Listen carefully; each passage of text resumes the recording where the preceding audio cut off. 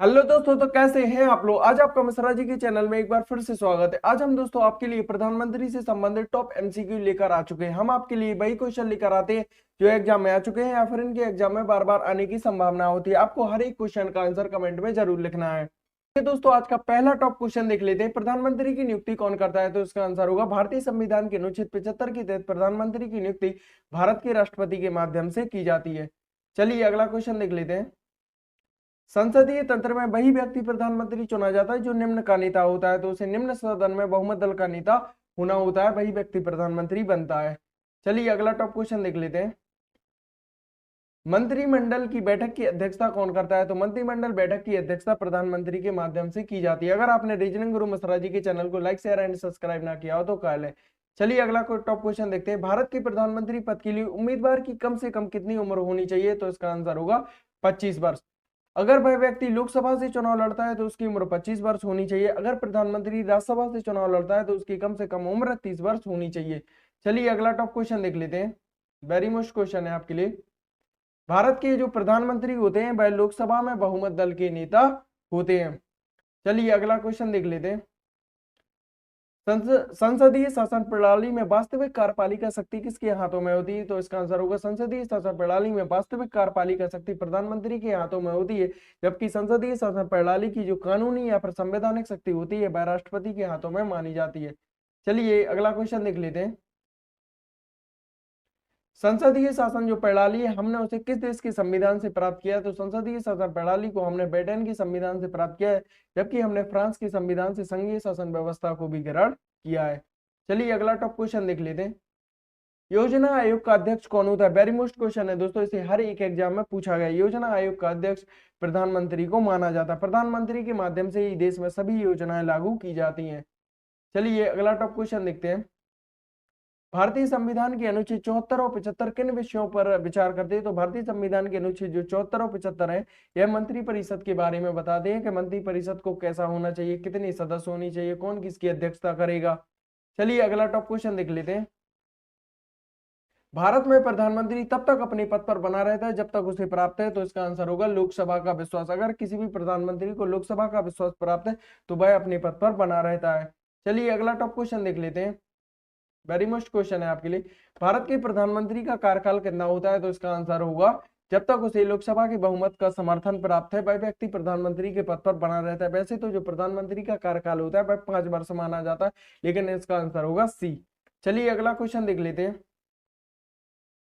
भारत का प्रधानमंत्री निम्न किस प्रक्रिया से बनाया जाता है? तो भारत के प्रधानमंत्री को सर्वप्रथम नियुक्ति की प्रक्रिया से बनाया जाता है, जबकि भारत का प्रधानमंत्री लोकसभा में बहुमत दल का नेता होता है। चलिए अगला क्वेश्चन देख लेते हैं।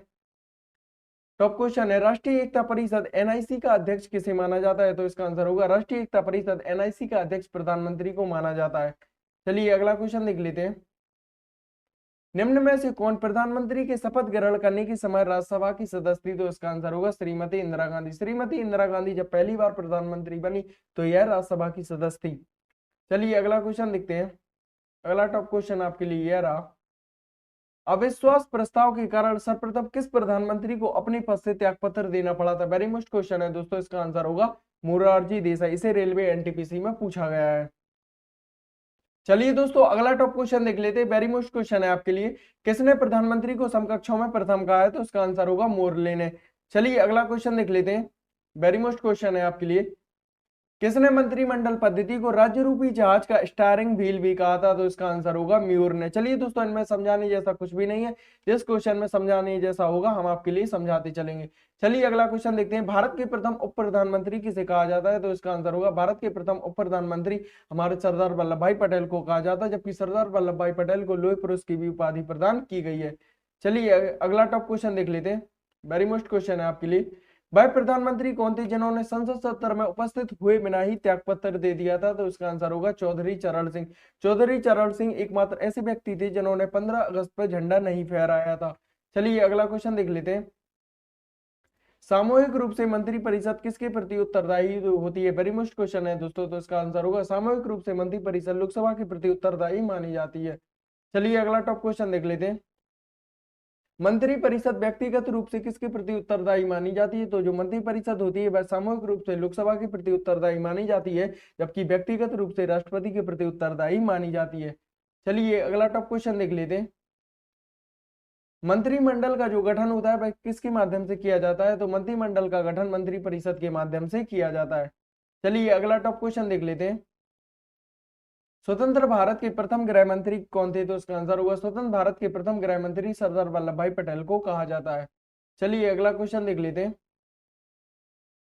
ऐसे प्रथम प्रधानमंत्री जिनके विरुद्ध लोकसभा में अविश्वास प्रस्ताव लाया गया था, तो ऐसे प्रथम प्रधानमंत्री जो थे वह पंडित जवाहरलाल नेहरू थे, जबकि पंडित जवाहरलाल नेहरू ने सबसे अधिक प्रधानमंत्री पद संभाला है। चलिए अगला टॉप क्वेश्चन देखते हैं। वेरी मोस्ट क्वेश्चन है दोस्तों आपके लिए। भारत के संविधान के अनुच्छेद 75(3) के अनुसार मंत्री परिषद निम्न में से किसके प्रति सामूहिक रूप से जिम्मेदार मानी जाती है? तो मंत्री परिषद जो होती है वह सामूहिक रूप से लोकसभा के प्रति उत्तरदायी मानी जाती है, जबकि भारतीय संविधान के अनुच्छेद 75(3) के तहत। चलिए अगला टॉप क्वेश्चन देख लेते हैं। स्वतंत्र भारत के प्रथम वित्त मंत्री कौन थे? टॉप क्वेश्चन है, तो इसका आंसर होगा स्वतंत्र भारत के प्रथम वित्त मंत्री डॉक्टर जॉन मथाई को माना जाता है। चलिए अगला क्वेश्चन देख लेते हैं। अभी तक पद पर रहते हुए कितने प्रधानमंत्री की मृत्यु हो चुकी है? तो इसका आंसर होगा 3। वे कौन कौन से? पंडित जवाहरलाल नेहरू, लाल बहादुर शास्त्री और श्रीमती इंदिरा गांधी, जबकि श्रीमती इंदिरा गांधी की जो मृत्यु हुई थी उनके बॉडीगार्ड के तहत की गई थी। चलिए अगला टॉप क्वेश्चन देख लेते हैं।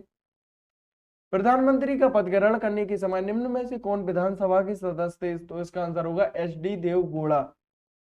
चलिए अगला टॉप क्वेश्चन देख लेते हैं। वेरी मोस्ट क्वेश्चन है दोस्तों आपके लिए। स्वतंत्र भारत के प्रथम मंत्रिमंडल में केंद्रीय शिक्षा मंत्री कौन थे? तो इसका आंसर होगा मौलाना अब्दुल कलाम आजाद। हम आपके लिए वही क्वेश्चन लेकर आते हैं जो दोस्तों एग्जाम में बार बार पूछे जाते हैं। अगर आपने रीजनिंग गुरु मिश्रा जी के चैनल को लाइक शेयर एंड सब्सक्राइब ना किया हो तो कर ले।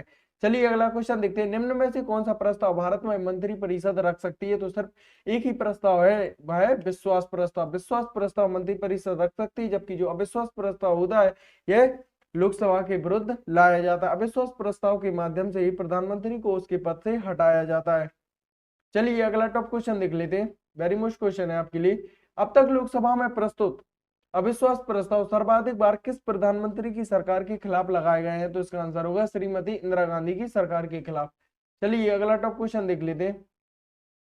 संघीय मंत्री परिषद में सदस्यों की अधिकतम सदस्य संख्या कितनी हो सकती है? तो इसका आंसर होगा लोकसभा की कुल सदस्य संख्या का आज से 15% निर्धारित किया गया है। चलिए अगला टॉप क्वेश्चन देखते हैं। स्वतंत्र भारत की प्रथम मंत्री परिषद में प्रधानमंत्री सहित कुल कितने सदस्य थे? यानी जब स्वतंत्र भारत की प्रथम मंत्री परिषद बनी थी तब कितने सदस्य थे? तो इसका आंसर होगा कुल 36 सदस्य थे। ये दोस्तों अगला टॉप क्वेश्चन देखते हैं। भारत में स्वतंत्रता के पश्चात प्रथम मंत्रिमंडल के कानून मंत्री कौन थे? तो इसका आंसर होगा डॉक्टर भीमराव अम्बेडकर, जबकि डॉक्टर भीमराव अम्बेडकर को प्रारूप समिति का अध्यक्ष भी कहा जाता है। चलिए अगला क्वेश्चन देख लेते हैं। वेरी मोस्ट क्वेश्चन है। भारत की प्रथम महिला प्रधानमंत्री कौन थी? तो भारत की प्रथम महिला प्रधानमंत्री श्रीमती इंदिरा गांधी को माना जाता है, जबकि श्रीमती इंदिरा गांधी की मृत्यु उनके अंगरक्षक यानी बॉडीगार्ड के तहत की गई थी। चलिए अगला टॉप क्वेश्चन देखते हैं। वेरी मोस्ट क्वेश्चन है दोस्तों। इस क्वेश्चन को हर एक एग्जाम में पूछा जाता है। निम्न में से किस प्रधानमंत्री की मृत्यु भारत की बाहर हुई थी? तो इसका आंसर होगा लाल बहादुर शास्त्री। लाल बहादुर शास्त्री की मृत्यु भारत से बाहर हुई थी। चलिए अगला टॉप क्वेश्चन देख लेते हैं। लगातार दूसरी बार प्रधानमंत्री पद पर आसीन होने वाले व्यक्ति कौन कौन है? तो इसका आंसर होगा पंडित जवाहरलाल नेहरू, इंदिरा गांधी और अटल बिहारी वाजपेयी। यह सभी व्यक्ति 2 या 2 से अधिक बार प्रधानमंत्री के पद पर नियुक्त हो चुके हुए हैं, जबकि पंडित जवाहरलाल नेहरू तो 15 साल नियुक्त प्रधानमंत्री के पद पर रहे हैं। चलिए अगला टॉप क्वेश्चन देख लेते हैं। अगर आपने चैनल को सब्सक्राइब ना किया हो तो कर लें। प्रधानमंत्री को उसके पद की गोपनीयता की शपथ किसके माध्यम से दिलाई जाती है? तो प्रधानमंत्री को उसके पद की गोपनीयता की शपथ भारत के राष्ट्रपति के माध्यम से दिलाई जाती है, जबकि प्रधानमंत्री जब अपना त्यागपत्र देता है वह भी राष्ट्रपति को प्रस्तुत करता है। चलिए अगला टॉप क्वेश्चन देखते हैं। भारत में एक व्यक्ति अधिक से अधिक कितनी बार प्रधानमंत्री पद पर नियुक्त हो सकता है? तो इसका आंसर होगा कितनी बार। इसके लिए कोई भी संविधान में समय सीमा निर्धारित नहीं की गई है। चलिए अगला टॉप क्वेश्चन देखते हैं। किस प्रधानमंत्री ने एक बार पद से हटने के पश्चात दोबारा पद संभाला था? तो इसका आंसर होगा श्रीमती इंदिरा गांधी ने। श्रीमती इंदिरा गांधी ने दूसरी बार प्रधानमंत्री 1980 से 1984 के बीच तक संभाला था। चलिए अगला टॉप क्वेश्चन देख लेते हैं। लोकसभा का विश्वास मत प्राप्त किए बिना ही प्रधानमंत्री पद पर कार्य करने वाले प्रथम व्यक्ति कौन से है? तो इसका आंसर होगा मोरारजी देसाई। मोरारजी देसाई ऐसे व्यक्ति हैं जिन्होंने लोकसभा में विश्वास मत प्राप्त नहीं किया था और 6 माह तक प्रधानमंत्री के पद पर बने रहे थे। चलिए अगला टॉप क्वेश्चन देखते हैं। इंदिरा गांधी दूसरी बार अवधि के लिए प्रधानमंत्री कब बनी थी? तो इसका आंसर होगा 1980 से 1984 के बीच में। अगर आपने चैनल को लाइक ना किया हो तो लाइक भी कर लें। चलिए अगला टॉप क्वेश्चन देखते हैं। प्रधानमंत्री पद पर सर्वाधिक समय तक कौन से व्यक्ति आसीन रहे? तो इसका आंसर होगा पंडित जवाहरलाल नेहरू। पंडित जवाहरलाल नेहरू की जो कार्य अवधि है वह 15 सालों से भी ज्यादा मानी जाती है, अतः यह 3 बार भारत के प्रधानमंत्री बन चुके हैं। चलिए अगला टॉप क्वेश्चन देख लेते हैं। प्रधानमंत्री पद पर किसी एक कार्यकाल के लिए सबसे कम समय के लिए कौन आसीन रहा? तो इसका आंसर होगा मोरारजी देसाई। चलिए अगला टॉप क्वेश्चन देख लेते हैं। प्रथम गैर कांग्रेसी प्रधानमंत्री कौन थे? यानी ऐसे व्यक्ति प्रधानमंत्री कौन बने थे जो कांग्रेस के सदस्य नहीं थे? तो इसका आंसर होगा मोरारजी देसाई। चलिए अगला टॉप क्वेश्चन देख लेते हैं। वेरी मोस्ट क्वेश्चन है दोस्तों आपके लिए। सबसे कम और उम्र में प्रधानमंत्री बनने वाले व्यक्ति कौन से? तो इसका आंसर होगा राजीव गांधी। जबकि राजीव गांधी के नाम से आज भी बहुत सारी योजनाएं चलाई जाती है। राजीव गांधी इंदिरा गांधी के पुत्र थे। चलिए अगला टॉप क्वेश्चन देख लेते हैं। लोकसभा के चुनाव में पराजित होने वाली प्रथम महिला प्रधानमंत्री कौन है? तो इसका आंसर होगा श्रीमती इंदिरा गांधी। चलिए अगला टॉप क्वेश्चन देख लेते हैं। भारत के प्रथम सिख मंत्री कौन थे? वेरी मोस्ट क्वेश्चन है। तो भारत के प्रथम सिख मंत्री मनमोहन सिंह को माना जाता है। चलिए अगला टॉप क्वेश्चन देख लेते हैं। किस प्रधानमंत्री द्वारा प्रस्तुत विश्वास प्रस्ताव पर अब तक की सबसे लंबी बहस लोकसभा में चली थी? टॉप क्वेश्चन है, तो इसका आंसर होगा अटल बिहारी वाजपेयी। अगर आपने दोस्तों यह क्वेश्चन कंप्लीट कर लिए तो आपको प्रधानमंत्री के क्वेश्चन और कहीं से पढ़ने की जरूरत नहीं है, आपका हर एक एग्जाम यहीं से क्लियर होगा। चलिए अगला टॉप क्वेश्चन देखते हैं। लोकसभा में विश्वास मत प्राप्त करने के पहले ही त्यागपत्र देने वाले प्रधानमंत्री कौन थे? तो इसका आंसर होगा चौधरी चरण सिंह और अटल बिहारी वाजपेयी। ऐसे दो व्यक्ति हैं जिन्होंने लोकसभा में विश्वास मत प्राप्त नहीं किया था और 6 माह के पहले ही त्यागपत्र दे दिया था। चलिए अगला टॉप क्वेश्चन देख लेते हैं। किस दल ने 2 वर्ष के समय में 2 प्रधानमंत्री नियुक्त किए थे? तो इसका आंसर होगा जनता पार्टी ने। चलिए अगला क्वेश्चन देख लेते हैं। सबसे अधिक उम्र में प्रधानमंत्री पद पर आसीन होने वाले व्यक्ति कौन से? तो सबसे अधिक उम्र में, तो इसका आंसर होगा मोरारजी देसाई। इन्होंने 70 साल से 75 साल के बीच में प्रधानमंत्री का पद संभाला था।